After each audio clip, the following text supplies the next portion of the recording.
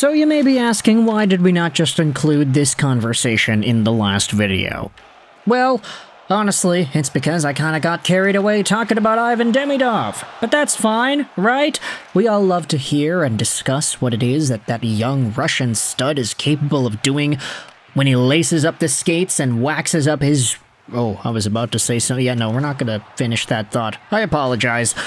Let's dive into some more, maybe not negative per se conversations in regards to the Habs, but one that's a little bit more diverse.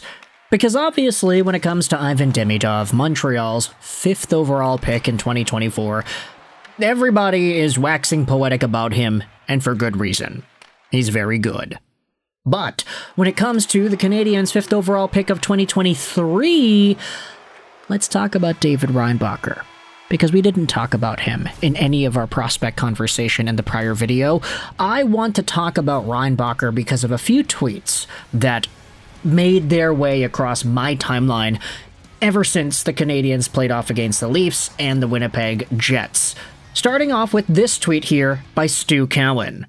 He said this: "Watching David Reinbacher during the Canadiens' 2 prospect showdown games and listening to the Laval Rocket head coach Pascal Vincent talk about him, it's pretty clear Reinbacher is not yet ready to make the jump to the NHL, especially after missing most of last season because of a knee injury."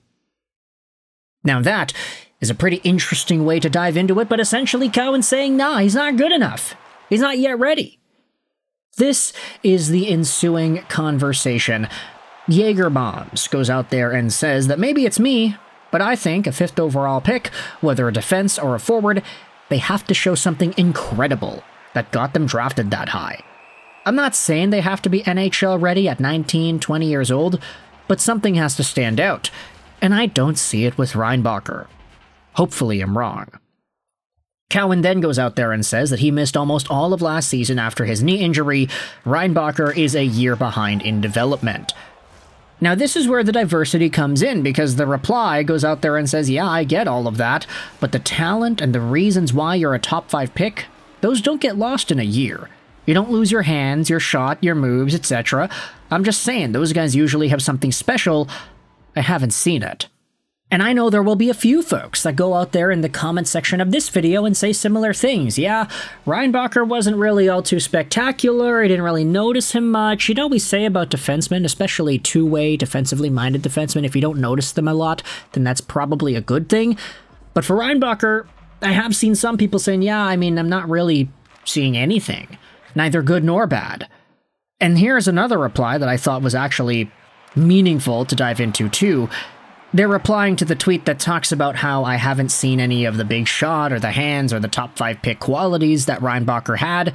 It's very evident, actually. Abu Youssef Al-Ghaznavi goes out there and says, Reinbacher's reach, positional play, physical play, first pass, decision-making, these are all elite qualities. It's not fancy, but you don't win games without those types of players. Devon Taves, Jacob Slavin, Jonas Brodin, Gustav Forsling, Matthias Ekholm, Drew Doughty, Alex Pietrangelo. This is a guy who just knows how to play the position well. And there are some other tweets that dive into the optimism about it all. Hattie K Scouting, very, very good follow on Twitter, went out there and said that after 2 periods in the game on Sunday, David Reinbacher, he's going to have a long, fruitful NHL career. He's probably the 2nd or 3rd best defensive stick in the organization already. A reply says that Reinbacher has been on for 6 goals against in 2 games, though, so there are a number of doubters that still exist. And it's quite clear that both things can be true at the same time. You can say that David Reinbacher has developed in such a way where he has had a few roadblocks. That's true.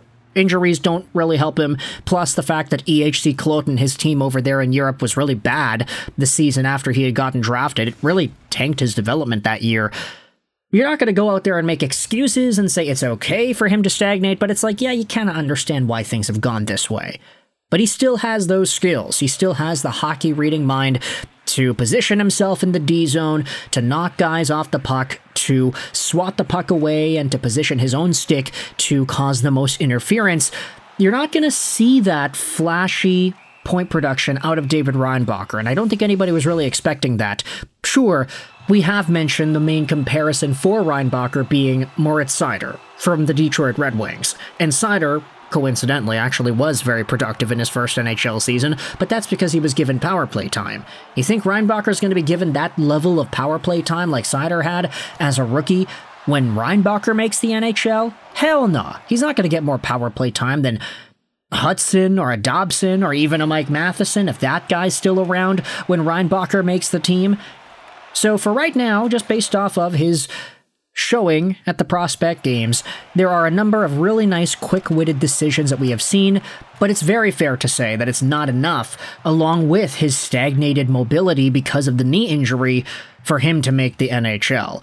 Giving this guy a full season with the Laval Rocket would be fine, and I say full season because last year he only played 10 games, and then 13 in the playoffs, but still he produced pretty well in those games.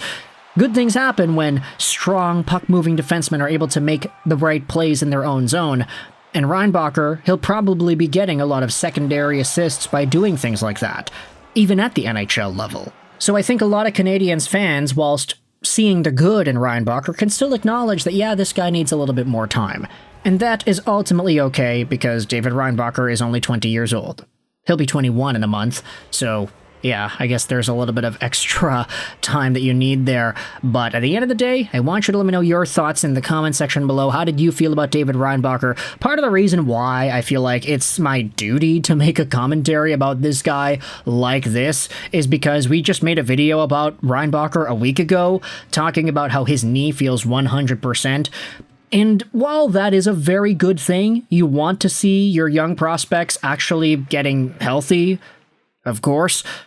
It's not like, oh, he's really, really healthy, so he's going to be really, really good. He's going to make up all the lost time. No, he still has some reps that he has to go through and some extra tribulations in the AHL before he inevitably becomes the NHL player that he could be. Not everybody can be Ivan Demidov.